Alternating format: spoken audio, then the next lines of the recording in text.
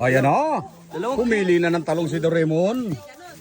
Kakaibang diskarte. Kakaibang diskarte na naman ang pinapakita niyang talento. Pumili siya ng magandang talong. Gusto raw niya walang uod. Pero may uod yung isa. Ayan, uod yan. Para hindi mahirap lagain. Oo, yan. Hindi mahirap ihawin ba? Oo. Itong napakasarap na talong ni Kuya. Galing daw yan ng India. Kasi yan. Ito? Ilan na? Ah, ilan na? 2 kilo. Hindi, isa pa.